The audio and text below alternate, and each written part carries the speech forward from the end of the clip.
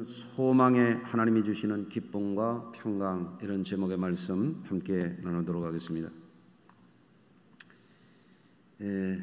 먼저 설교 말씀을 드리기에 앞서서 우리 성도님들 여담 삼아서 유머를 좀 들려드리려고 합니다. 왜냐하면 예배 시간에 조는 분들이 많은데 혹시 집에서도 조는 분들이 계실까 싶어서 잠을 좀 깨우고 싶습니다. 웃겨야 살아난다라고 하는 책에 나오는 두 가지 금발여인 시리즈, 두 가지 이야기를 하나는 앞에서 중간에서 이렇게 한번 소개를 해드리려고 합니다. 먼저 $90를 버는 법을 알려드리려고 합니다.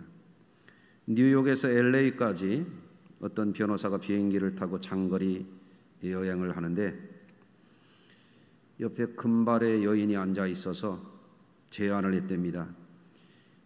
우리 비행기를 타고 가는데 너무 지루하니까 좀 게임을 좀 합시다. 그러니까 그 여인이 시큰둥하게 쳐다보길래 내가 질문을 해서 답을 못하면 귀하가 나에게 $5를 주고 또 귀하가 나에게 질문을 해서 대답을 못하면 $5 주기로 합시다. 그랬다는 거예요. 그랬더니 여인이 사양하겠다고 하면서 창문 쪽에다 머리를 대고 잠을 자려고 하더래요. 그래서 이 사람이 또다시 한번 그러지 말고 좀 지루한 시간이니까 재미있게 여행을 하자고. 그러니까 아니 자신은 그런데 관심이 별로 없다고 그러더라는 거예요. 이 사람이 다시 한번 또 제안을 하는 거예요. 그러면 대기 나한테 질문을 해서 내가 대답을 못하면 $5를 주고 당신이 나한테 물어가지고 대답을 못하면 내가 $500를 주겠다고. 그러니까 갑자기 관심을 보이면서 그러자고 그러더라는 거죠. 그래서 이제 질문을 하는 겁니다. 지구에서 달까지 거리가 얼마인지 아세요? 이 남자가 질문을 하는 거예요. 그 여인이 대답을 못하고 $5를 내놓는 거예요. 지구에서 달까지 거리가 대략 얼마 정도 하면 384,403.9km. 이걸 어떻게 알겠어요? 갑자기 지구 10바퀴 가량 돌만큼 그런 거리예요. 그러니까 이 여인이 이번에는 이제 질문을 하는 거예요. 언덕을 올라갈 때에 3발로 올라갔다가 4발로 내려오는 게 뭔지 아세요? 질문을. 아무리 생각해도 모르겠다라는 거예요. 노트북 컴퓨터로 인터넷을 연결해 가지고 찾아봐도 모르고 친구들에게 이메일로 물어봐도 답이 없고 그래서 $500를 줬다는 거예요. 그런데 이 여인이 하도 어려운 그런 수수께끼 같은 거를 내서 그러면 그 답이나 뭔지 알고 싶다고 그랬더니 $5를 주고서 그냥 자더랍니다. 우습지 않아요? 답도 없는 질문을 어렵게 낸 거죠. 자, 요즘 코로나19가 전국적으로 확산되고 사상 처음으로 예배 금지라고 하는 행정 조치가 내려져서 자유롭게 예배를 할 수가 없는 그런 상황이 되었습니다. 이로 인한 불편함이라고 하는 것은 성도님들이나 저나 이만저만이 아닙니다. 지난 2월부터 7개월 동안이 이렇게 장기간 또 앞으로도 얼마 동안 이것이 계속될지 알 수 없는 이런 시간들이 지금 지나가고 있습니다. 그리고 최근에는 코로나 확진자가 점점 더 늘어가고 있는 추세고 전국적으로도 확산 일로 있기 때문에 우려스러운 그런 상황이 아닐 수가 없습니다. 특히 얼마 전에는 장마와 폭우로 인해서 극심한 그런 피해를 입은 분들도 계신데 또다시 이런 어려운 상황이 또 심화되다 보니까 사업과 경제 활동에 어려운 시기를 지나고 계신 분들이 참 많이 계시고 심적으로도 굉장히 힘들어하는 분들이 많이 계신 것 같습니다. 우리 교회만 하더라도 지난번 폭우에 몇 군데가 누수가 돼가지고 이제 방수공사, 보수공사를 해야 되는 그런 상황입니다. 최근에 우리 성도님들 가운데 보면은 힘든 일을 하시다가 척추를 다치셔가지고 척추 수술을 하신 집사님도 계십니다. 앞으로 1년 정도는 쉬면서 재활 치료를 해야 된다고 그러니까 굉장히 어려운 상황입니다. 또 지난주만 하더라도 권사님 한 분이 맹장 수술을 갑자기 하시게 됐고 지금 치료 중에 있습니다. 또 지난주에 제가 한번 통화하신 분은 장기간 이렇게 치료 중에 계신 분인데 몸이지만 영적으로 병원에 갇혀 있다 보니까 굉장히 어려운 상황이라고 위에서 기도해 달라고 요청을 해 주셨어요. 지금의 개인적으로나 가정적으로나 또 직장과 일터에서나 많은 분들이 심적인 어려움을 이렇게 겪고 있는 것이 사실입니다. 특히 전국적인 단위에서도 이런 여러 가지 행정조치 또 거리를 유지하라고 하는 이런 내용들, 영업을 중지하라고 하는 행정명령들 이런 것이 정부에서도 지자체에서도 계속 지금 발동이 되고 있습니다.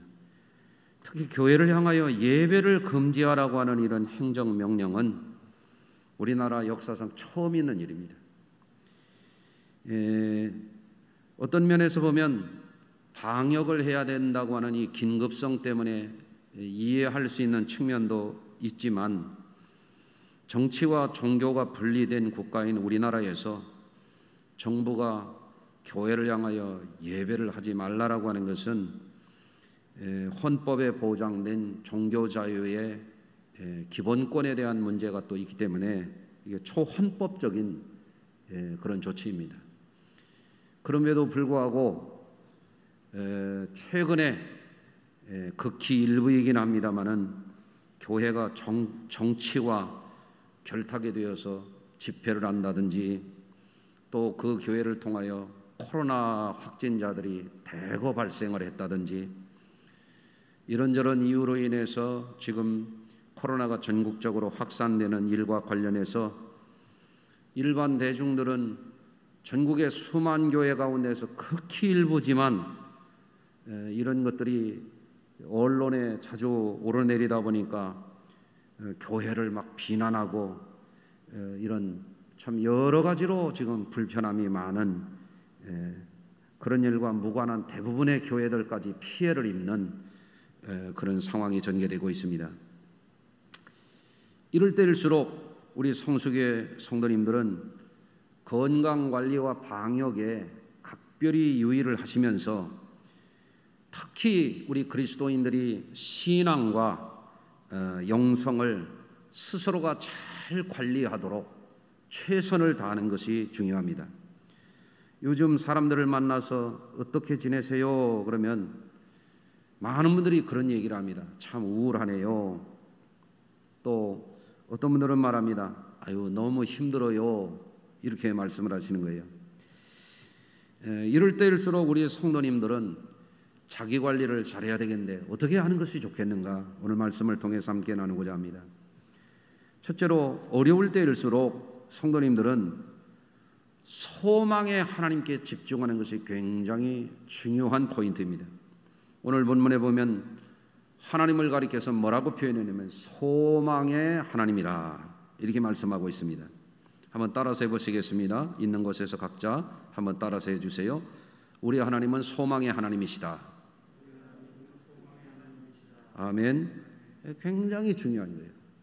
천지전능하신 하나님이 만물을 창조하시고 우리의 인생을 내시고 인생들과 역사를 심판하실 그 하나님이 소망의 하나님이 아니었더라면 어쩔 뻔했습니까? 참으로 감사한 말씀이죠. 우리 하나님은 참으로 소망의 하나님이십니다. 영원한 산 소망을 주시는 좋으신 하나님이십니다. 그렇기 때문에 우리가 이 하나님을 믿는 자들로서 그 하나님을 바라보고 사는 것이 중요한데 환경이 어렵고 상황이 악조건이 되다 보면 사람들이 시선을 놓치는 수가 있어요. 사람이라고 하는 것은 무엇을 바라보고 사느냐가 굉장히 중요합니다.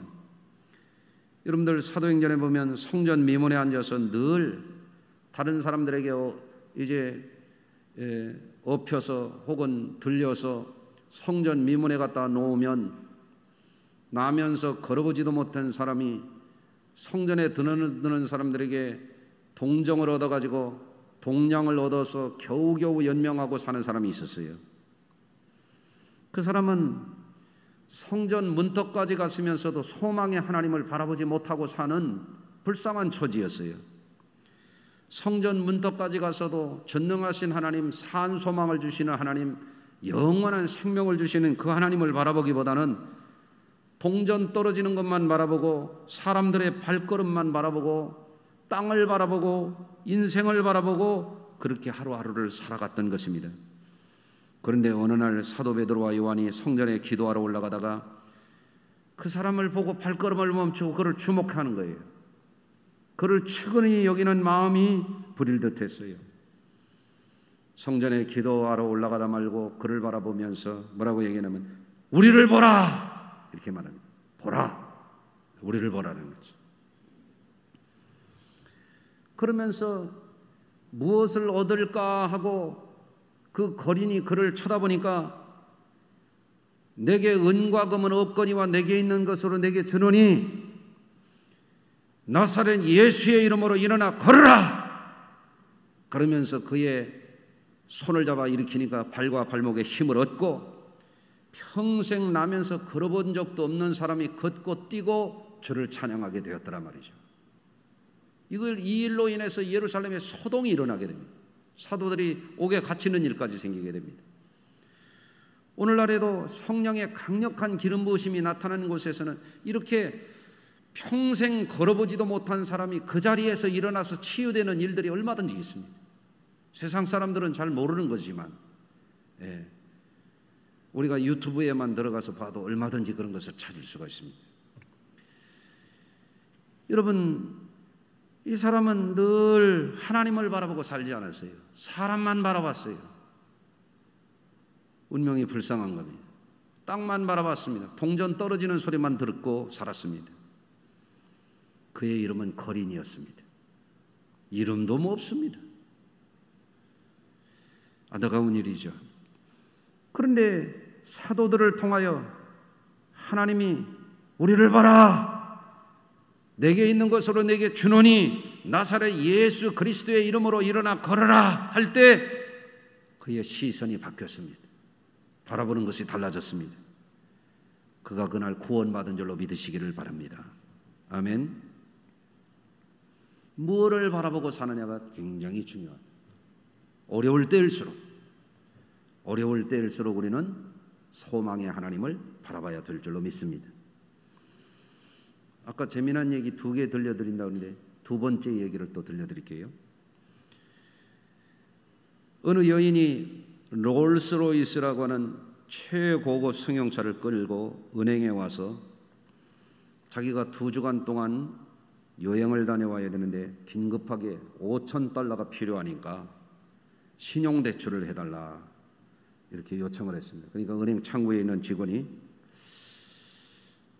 선생님에게 $5,000를 빌려드릴 수는 있는데 담보가 필요합니다. 롤스로이스의 키를 내주면서 관련 서류에 사인을 하고 $5,000불을 맡기고 그 여인이 여행을 떠나는 거예요. 은행 직원들이 비웃었습니다. 아이고, $250,000짜리 차를 놓고 겨우 저런 최고급 승용차를 끌고 다니는 사람이 $5,000를 은행에 와서 돈을 빌려가냐? 사람들이 웃었습니다.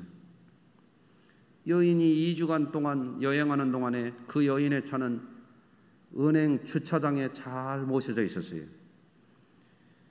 $5,000와 함께 이 여인이 여행을 마치고 와가지고 이자까지 물었어요. 이자가 얼마냐면 $15였어요.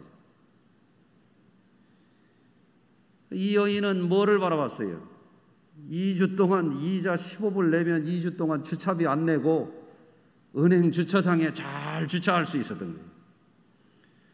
은행 직원은 이자를 봤어요. 똑같은 상황이지만 뭐를 보느냐에 따라서 사람들이 이와 같이 지혜롭게 살 수도 있고 어리석게 살 수도 있다, 그런 얘기예요. 야곱은 자신의 삶에 결정적인 위기가 올 때에 자기 자신의 무능함을 바라보거나 주변 환경을 원망하거나 그러지 않았어요. 형을 피해서, 형 에서의 낯을 피해서 피난 갈 때에도 베델에서 하나님을 바라보고 예배를 드리는 거예요. 아무도 없는 깜깜한 벌판에 가서 하나님을 바라보고 예배를 드립니다. 그가 말합니다. 환난 날에 나와 함께 하시는 하나님이 나와 동행해 주시고 내가 가는 길에서 나와 함께 해 주셔서 내게 복을 주사 나를 도와주시면 내가 돌베개 베고 자던 이곳이 하나님의 집이 될 것이요 내가 돌아와서 하나님 앞에 10의 1조를 드리겠나이다. 그리고 이제 20년 동안 외삼촌 라반의 집에 가가지고 그가 나중에 애굽에 가서 바로 앞에 가서 뭐라고 하냐면 내가 험악한 세월을 살았다. 험악한 세월. 험난한 세월을 살아가는 동안에 이제는 외삼촌 라반의 집에 가가지고 일가를 이루고 한때 두때 큰 부자가 돼가지고 고향으로 돌아갈 때 결정적인 위기가 세겜 땅에서 찾아오잖아요. 야곱의 일족이 세겜 족속들과 분쟁이 생겨가지고 피를 흘려가지고 이제는 주변 사람들이 그 일족을 전부 죽일 수도 있는 위기의 때에 어떡합니까? 일어나 우리가 올라가자. 환난 날에 나와 함께 하신 그 하나님께 내가 그곳에서 제단을 쌓으려 하노라. 결정적인 위기가 있을 때마다 야곱은 땅을 바라본 게 아니고 사람을 바라본 게 아니고 하나님을 바라봤다라고 하는 거예요. 그렇기 때문에 사랑하는 성도 여러분, 지금의 각각 겪는 어려움이 있고 각각 돌파해야 될 과제들이 있지만 어려울 때일수록 우리는 소망의 하나님을 바라봐야 될 줄로 믿습니다. 시편 62편 5절에 보면 나의 영혼아 잠잠히 하나님만 바라라. 물은 나의 소망이 그로부터 나오는도다. 우리 스스로에게 이 시편 기자처럼 내 영혼아 잠잠히 하나님만 바라라 할 수 있는 분들이 이 어려운 시기에 소망을 잃어버리지 않고 승리할 줄로 믿습니다. 여러분, 사람이라고 하는 단어는 헬라어에서 안트로포스라고 합니다. 이것은 얼굴에 큰 눈을 가진 존재라고 하는 그 직접적인 그 의미가 있어요. 얼굴에 큰 눈을 가졌다라고 하는 얘기는 사람이 큰 눈을 뜨고 뭔가를 바라다보는 존재가 인간이라고 하는 거예요. 어려울 때일수록 우리는 졸고 자고 하는 게 아니라 눈을 번쩍 떠서 정말 이 어려움을 돌파할 수 있는 길을 찾아야 돼요. 소망을 바라봐야 돼요. 어떻게? 내 영혼아 잠잠히 하나님만 바라라. 물은 나의 소망이 그에게서 나오는도다. 하나님께서 부어주시는 소망을 붙들고 나가면 우리는 현재의 어려움을 건너갈 수가 있습니다. 할렐루야. 예. 두 번째, 우리 성도님들이 지금과 같은 어려운 때일수록 믿음 생활 가운데 뭐를 잘 지켜가야 되냐면 기쁨과 평강을 지켜가야 됩니다. 성도들이 주님을 늘 묵상하고 주님을 바라보고 살면 믿음 안에서 하나님 주시는 기쁨을 얻게 되고 평강을 누리게 되어 있습니다. 사실 우리가 살아가는 세상은 분쟁과 갈등과 질병과 사고가 그치질 않습니다. 유사 이래로 그렇습니다. 인류가 사탄에게 속아서 범죄한 이후에 이 세상에는 창조 질서가 파괴되었고 사람들은 죄성에 물들어 버렸고 연일 뉴스를 보면서 혀를 차고 저 사람들은 왜 그래? 저 국회의원은 왜 그래? 그럴 이유가 없습니다. 따지고 보면 원래 사람은 그렇게 생겨버린 존재예요. 죄에 물든 존재입니다. 또 우리가 살아가는 이 세상에는 환란이 그치질 않아요. 풍파가 그치질 않아요. 지금 태풍이 또 올라오고 있잖아요. 바람 잘 날이 없는 겁니다. 과거에도 어땠습니까? 사스가 지나갔잖아요. 신종플루가 지나갔잖아요. 메르스가 지나갔잖아요. 아프리카에서는 어떻게 됐어요? 지카 바이러스가 지나갔지요. 에볼라 바이러스가 지나갔지요. 여러분들, 세상에는 환난과 질병과 죽음이 끊이지 않습니다. 그렇기 때문에 이런 세상에 살고 있기 때문에 예수님이 이 땅에 이 환난 많고 풍파 많고 죄악이 많은 세상에서 우리를 구원하기 위해서 오신 겁니다. 우리는 알아야 됩니다. 세상은 종말이 있습니다. 우리는 알아야 됩니다. 모든 인생과 역사는 하나님의 심판받을 날이 다가오고 있습니다. 다만 우리가 이 땅에 살아가는 동안 하나님이 인생들을 멸망시키지 않고 죄악 가운데서 환난과 풍파 가운데서 구원하셔서 우리를 하나님의 자녀 삼아 주시고 주시려고 하는 게 뭐냐면 영원한 기쁨과 야훼 샬롬, 하나님의 평화를 빼앗기지 않고 살아가도록 하시려는 것이 우리를 향하신 하나님의 자비와 사랑과 구원의 계획입니다. 인류를 향한 하나님의 계획이 애초부터 뭐였냐면 아담과 하와를 창조해가지고 기쁨이라는 의미의 에덴 동산에 살게 하신 하나님의 뜻이 뭐냐? 사람이 슬퍼하고 괴로워하고 힘들어하고 좌절하고 낭망하고 갈등하고 미워하고 분쟁하고 그렇게 사는 것이 아니라 하나님이 원래 사람을 향한 계획은 에덴의 기쁨을 누리면서 살게 하시려는 것이었단 말입니다.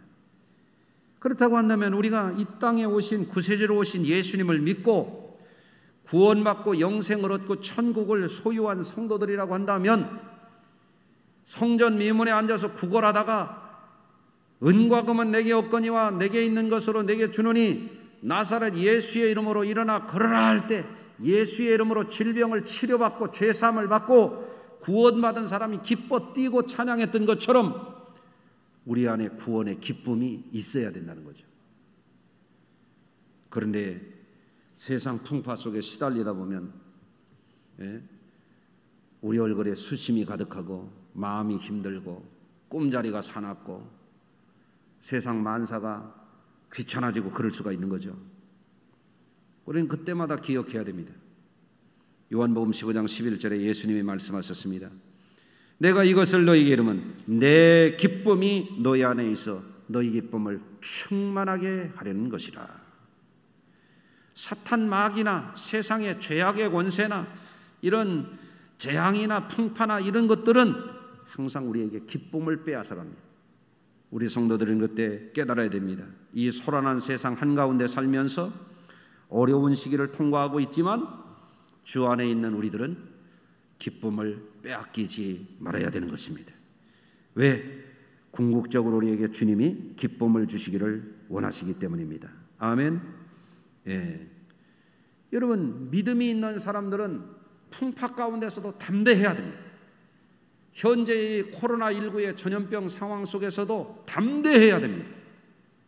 세상을 이기는 것이 믿음입니다. 믿음이 있는 사람들은 기쁨을 지켜가야 될 뿐만 아니라 또한 하나님이 우리에게 주신 평강을 빼앗기지 말아야 돼요.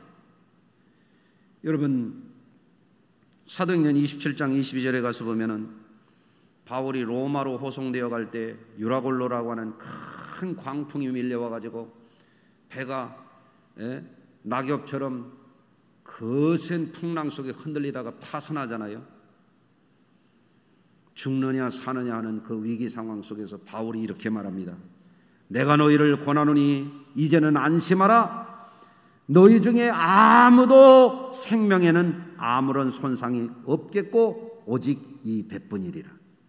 아니, 풍랑이 일어나가지고 막 사람들이 막 죽을 것 같아가지고 새파랗게 질려서 두려워 벌벌 떨 때 유일한 한 사람이 바울만 그 자리에서 일어나서 놀라운 말씀하는 거예요. 내가 너희를 권하노니 안심하라. 아멘. 이게 예수 안에 있는 사람, 믿음 안에 있는 사람의 말입니다. 할렐루야. 어느 날 예수님의 제자들이 풍랑인을 바다를 건너가다가 풍랑이 일어나가지고 죽을 것 같아요. 예수님이 물 위로 걸어오시는 것을 보고 유령인 줄 알고 놀라서 죽을 것 같아서 소리를 지릅니다. 그때 예수님이 말씀하십니다. 놀라운 말씀입니다. 안심하라 내니 두려워하지 말라. 아멘. 예수님이 풍랑을 꾸짖어 잠잠하게 하셨다. 여러분 이 말씀을 읽으셨으리라 생각합니다. 지금도 예수님이 우리에게 안심하라, 세상 풍파를 잠잠케 하실 주님께서 우리에게 말씀하신 것입니다. 그러므로 지금과 같은 시기에 성도님들이 세상 풍파가 요란할 때 우리는 어떻게 해야 되느냐? 소망의 하나님을 바라보고 주님께서 우리에게 주신 기쁨을 빼앗기지 않도록 우리 마음을 잘 다스려야 됩니다. 할렐루야. 하나님이 우리에게 주시는 평강을 마귀와 세상 권세에 빼앗기지 않고 잘 지켜가야 됩니다. 저는 찬송가 가사 가운데 종종 내 마음속에 부르는 찬양이 있어요. 내 영혼이 그 기 깊은 데서 맑은 가락이 울려나네. 하늘 곡조가 언제나 흘러나와 내 영혼을 고이 싸네. 평화로다 하늘 위에서 내려오네. 그 사랑의 물결이 영원토록 내 영혼을 덮으소서. 난 이 찬양이 너무 좋아요. 주님께서 우리에게 평화를 내려주십니다. 주님께서 우리에게 평안함을 주십니다. 땅을 바라보면 없어요. 세상 소란한 걸 바라보면 우리는 평강을 잃어버려요. 험난한 세상 물결을 바라보면 우리는 두려워요. 주님을 바라봐야 됩니다. 할렐루야. 세 번째로 이렇게 어려울 때일수록 우리 성도님들은 뭐에 힘써야 되느냐면 원망하고 불평하고 이런 게 아니라 성령의 도우심을 구해야 됩니다. 여러분 오늘 본문 가운데서 소망의 하나님이 성령 안에서 우리의 마음과 생각을 지켜주시는 것을 말씀하고 있습니다. 성령이 우리 안에 거하실 때, 세상보다 크신 분이 우리 안에 거하실 때 우리가 세상의 어려움을 극복할 수가 있는 것입니다. 여러분 하나님께서 주신 기쁨과 평안을 지켜가기 위해서는 내 의지와 노력도 필요하지만 그것만 가지고는 부족합니다.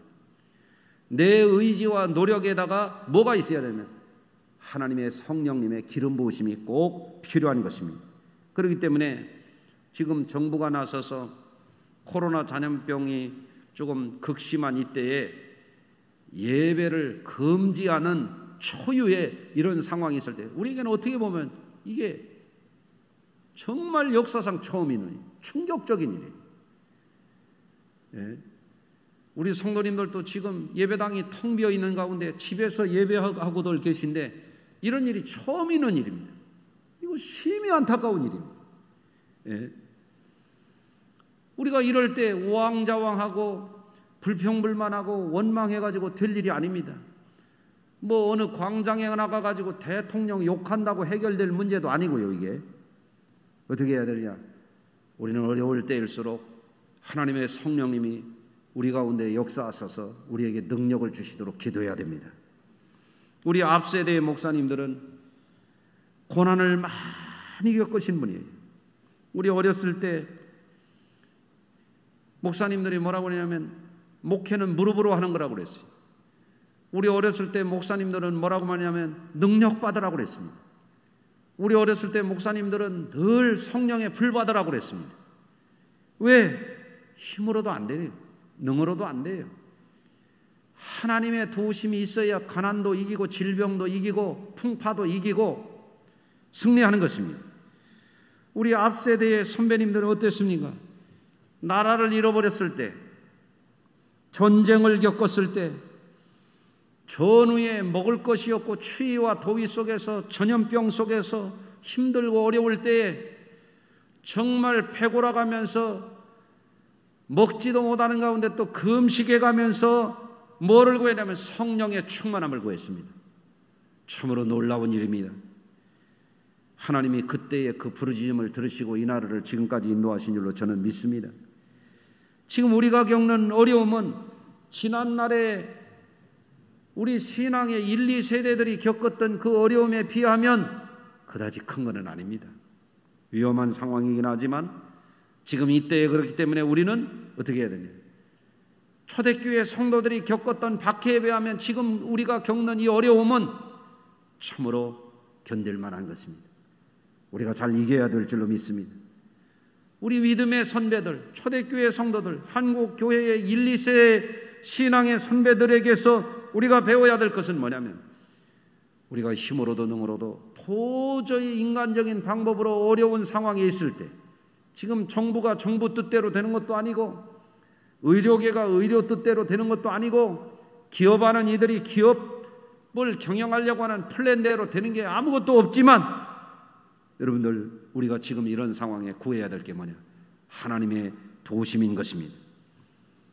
스가랴 4장 6절에서 하나님은 스룹바벨에게 나라가 망하고 성전이 파괴되고 포로로 잡혀가고 이제는 왕의 은덕을 입어서 귀환해가지고 아무것도 없는 곳에서 파괴된 성전을 다시 재건하려고 하는 그 상황 앞에서 백성들은 가진 게 없고 인력도 모자라고 자재도 모자라고 정말 어려운 상황 속에서 스룹바벨이 암담해 어려워할 때 하나님이 그에게 주신 음성이 있어요. 스룹바벨아, 내 앞에서 큰 산이 평지가 되리라. 사람의 힘으로도 되지 아니하고 능으로도 되지 않되 여호와의 영으로 되느니라. 이렇게 말씀하신 것입니다. 여러분, 신앙생활도 사업의 경영도 자녀의 교육도 내 마음대로 내 뜻대로 안 되는 것이 너무 많습니다.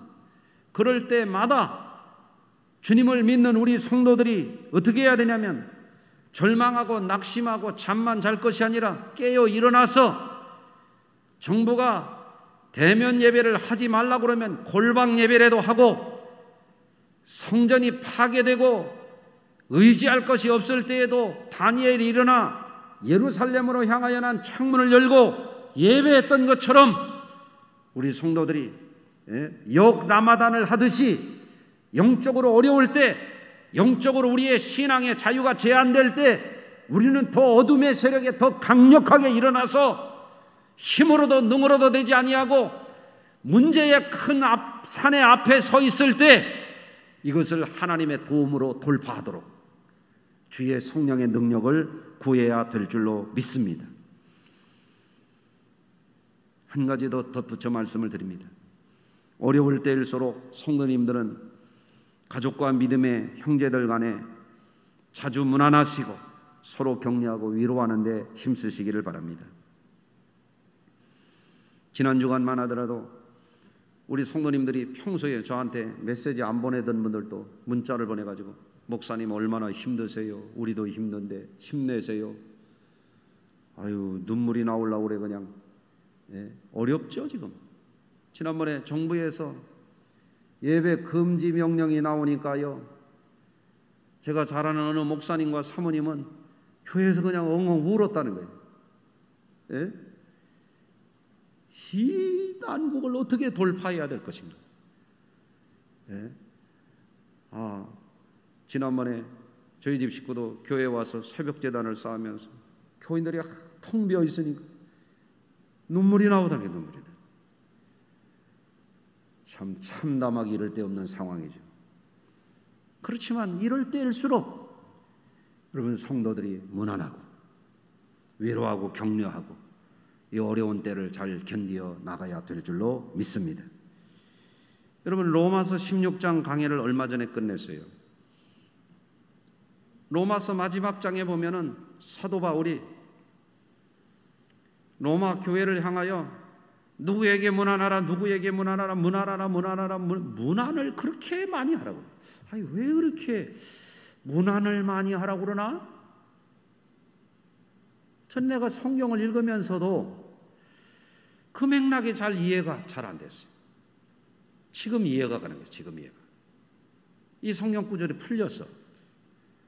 로마 교회, 초대교회, 고린도 교회, 아가야 교회, 겐그레야 교회, 이 교회들이 전부 예수 믿는 것 때문에 핍박을 받는 교회들이,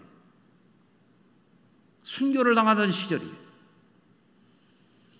성도들이 어려울 때에 믿음의 형제들에게 중요한 게 뭐냐면 아까 우리 성도님들이 담임 목사에게 위로 문자를 보내오니까 내가 눈물이 나오려고 그래요.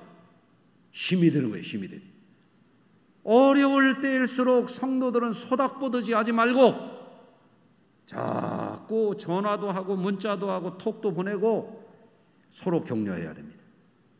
문안해야 됩니다. 아멘. 위로하고 그렇게 해야 될 줄로 믿습니다. 고린도후서 1장 6절입니다. 우리가 환난을 당하는 것도 너희가 위로와 구원을 받게 하려는 것이요. 사도 바울이 고린도 교회에 하는 말이 지금 감옥에 갇혀 있어요. 예수 전하는 이유 때문에 감옥에 갇혔어요. 신앙의 자유가 없던 시절이니까. 왜 환난을 당하는가 물어봤더니 너희가 위로받게 하려고 그랬다. 이게 예수 정신입니다. 아멘.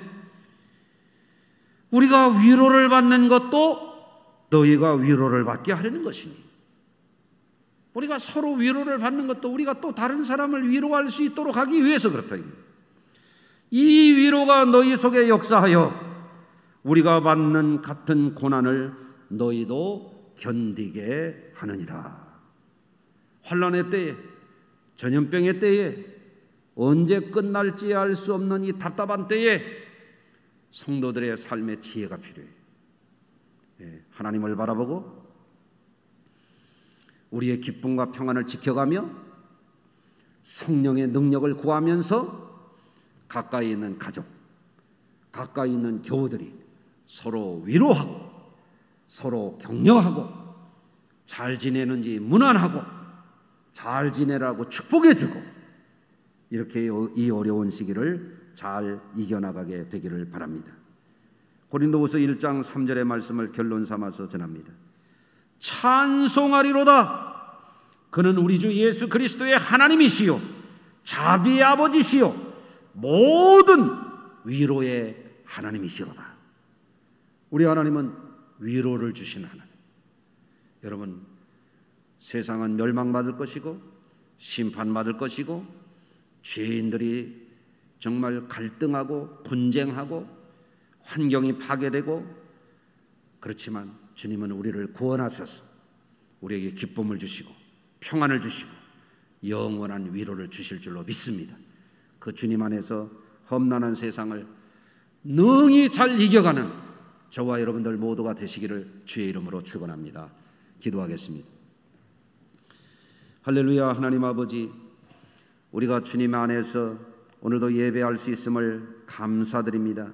참으로 낯선 환경 속에서 다니엘이 예루살렘으로 향하여 난 창문을 열고 하나님 앞에 무릎을 꿇고 경배드리며 기도하였던 것처럼, 하나님께 감사하며 예배를 드렸던 것처럼 이 상황 속에서도 우리의 구주가 되시고 왕이 되시고 영원한 산소망이 되시며 영원한 위로자가 되시는 우리 하나님을 향하여 예배할 수 있음을 감사합니다. 사랑하는 성도들이 힘들고 어려울 때에 어둠의 영들, 저주의 영들에게 그 마음과 생각이 빼앗기지 않도록 도와주시고, 죄인들의 횡행하는 것으로 인하여 세상 권세 앞에서 예배를 포기하고 믿음이 무너지며 죄를 범하는 이들이 없도록 도와주시고, 정신을 차리고 일어나서 잠자리를 정리하고 집안을 정리하고 하나님 앞에 정갈한 마음으로, 정결한 마음과 몸가짐으로 예배하는 데 집중하게 하여 주시고, 하늘 문이 열려지는 가정들이 되게 하시고, 이번 기회에 가정마다 저주가 물러가게 하시고 죄악의 세력이 떠나가게 하시고 악한 영들이 쫓겨가게 하여 주시옵소서. 이 때를 통하여 우리가 좀 더 하나님 앞에 엎드리게 하여 주시고, 하나님이 주시는 세상이 줄 수 없는 영원한 위로와 산소망으로 충만하게 하여 주시옵소서. 오늘도 예배할 수 있도록 하시는 하나님을 찬양하며 예수님 거룩하신 이름으로 기도하옵나이다. 아멘.